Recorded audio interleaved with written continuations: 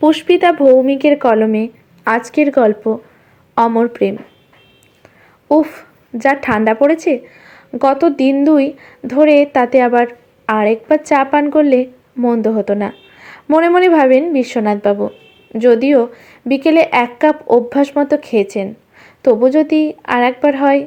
আসলে চায়ের প্রতি বড়ই দুর্বল বিশ্বনাথবাবু, সেই কলেজে পড়ার সময় থেকে। বৃদ্ধ বয়সে পৌঁছেও সে অভ্যাস ছাড়তে পারেননি। সবে তো সন্ধে, এখন রাতের খাবার খেতে বেশ দেরি আছে। আর খাবার বলতে ওই কখনো রুটি, পনিরের তরকারি, কখনো বা শীতের নানা সবজি দিয়ে ডালিয়ার খিচুড়ি। বিশ্বনাথ আর ওনার স্ত্রী মালিনা দেবী দুজনেই থাকতেন কসবার একটা 3 কামরার ফ্ল্যাটে। ওদের একমাত্র ছেলে নৈরিত কর্মসূত্রে মুম্বাই আছে, বছর 5 হলো। কাজের চাপ সামলে বছরে 12 কয়েক আসে মা বাবার সাথে দেখা করতে। তাই সাবধানে পা মেপে ফেলতে হয় 2 বুড়ো বুড়িকে। বরাবর ওনারা অসুস্থ হলে কে দেখতে আসবে? আত্মীয় স্বজনরাও যে যার জগতে ব্যস্ত। হঠাৎ কোনো কিছু হলে আবাসনের প্রতিবেশীরাই ওই যা একটু করে। যাই হোক, আর পারা যাচ্ছে না। সত্যি চায়ের জন্য মনটা বড় আনচান করছে বিশ্বনাথবাবুর। কিন্তু মালিনীকে কি এখন বিরক্ত করা ঠিক হবে? ইদানিং ওর বাতের ব্যথাটা বড্ড বেড়েছে। সকালে কাজের লোক এসে সমস্ত কাজ করে দিচ্ছে, রান্নার লোক এসে সময় মতো রান্নাটাও করে দিয়ে যাচ্ছে। রাতে কোনো মতে সেগুলোই মাইক্রোওভেনে গরম করে সেটাই খাচ্ছেন দুজনে। সন্ধে হতেই মালিশের তেল নিয়ে টিভির সামনে বসে যান মালিনী।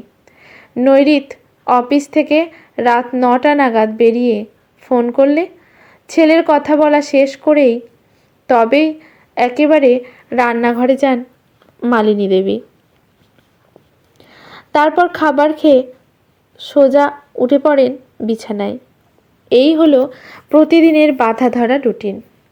তবে মাস 7 হলো মাইনর হার্ট অ্যাটাক হবার পর থেকে মালিনী যেন মনের দিক থেকেও দুর্বল হয়ে পড়েছেন। একটু সেটা অনুভব করেন বিশ্বনাথ। নইলে আজকের দিনটা ভুলে যায় কি করে? এরকম তো আগে হয়নি কখনো।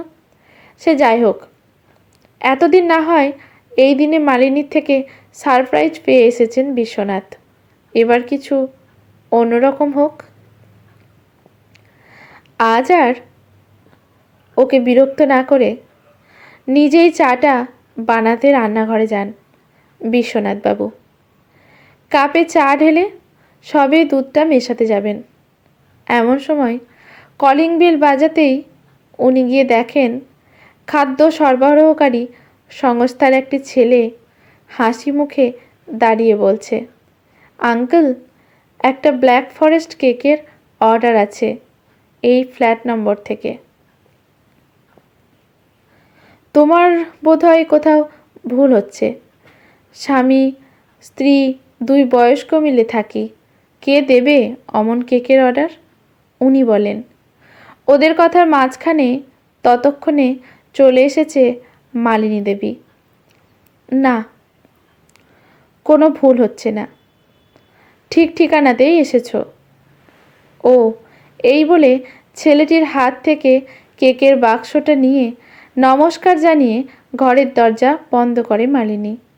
ঘাটটা ঘুরিয়ে স্বামীর দিকে ফিরে বলল, কি ভাবছো? শরীর খারাপের কারণে আজকের এই বিশেষ দিনটার কথা ভুলে গেছি আমি? মোটেই তা নয়। দিনের শেষ তো কি হয়েছে? আমি সন্ধেবেলাতেই সারপ্রাইজ দেবার বন্দোবস্ত করলাম। অনলাইনে জিনিস কেনাটা নৈরিতই আমাকে শিখিয়ে দিয়েছে। আজ তাই কেকটা কাটার সময় ও ওদিক থেকে ভিডিও কলে আমাদের সাথে যোগ দেবে। শুভ জন্মদিন কর্তামশাই। বাহ, সে তো খুব ভালো কথা। তবে এটা সেটা উপহার তো অনেক দিলে আমাকে সারা জীবন। এবার অন্তত কিছু হলেও আমার ফিরিয়ে দেবার পালা। নিজের হাতে চা বানিয়ে খাওয়াতে চাই তোমাকে। তোমার আনা জন্মদিনের কেক আর আমার বানানো চা। তাছাড়া ওবেলা বাজার থেকে কিনে আনা তোমার জন্য তাজা লাল গোলাপ। জন্মদিন উদযাপন একেবারে জমে যাবে, কি বলো? ফুলগুলো কিনে এনে কোথায় লুকিয়ে রেখেছিলে শুনি? ভীমরতি যত সব, মালিনী বলেন স্বামীর প্রতি কপট রাগ দেখিয়ে। তুমি যখন সকালে ঠাকুর ঘরে পুজো সারছিলে তখন চুপি চুপি বেরিয়ে নিয়ে এসেছি। আমাদের খাটের নিচে বালতিতে জল ভরে রেখেছিলাম গো গিন্নি। পুরনো চালের মতো বুড়ো বয়সে প্রেমটাও যে বাড়ে। একসাথে বুড়ো হতে পারাটাও যে আরেক রকম প্রেমের স্বরূপ। ফুলদানিতে গোলাপগুলো সাজাতে সাজাতে বললেন বিশ্বনাথবাবু। টেবিলের ওপর কেক, মোমবাতি দিয়ে ততক্ষণে সাজিয়ে ফেলেছেন মালিনী দেবী। ওনার পাশে এসে বসেন বিশ্বনাথ। ফু দেন মোমবাতিতে।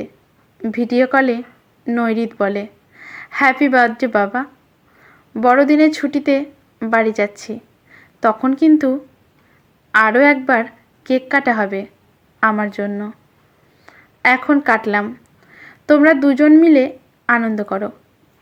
আপাতত এখন আর কাবামহে হাড্ডি হতে চায় না। সত্যি বড় হলেও ছেলে মানুষই গেল না ওর। নৈরিতের কাণ্ড হেসে ওঠেন মালিনী আর বিশ্বনাথ।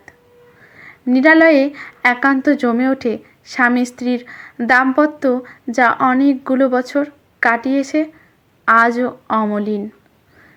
টিভি থেকে তখন গান ভেসে আসছে, স্বর্ণযুগের কালজয়ী গান। যদি কাটেই প্রহর, পাশে বসে মনের কথা বলি, ক্ষতি কি?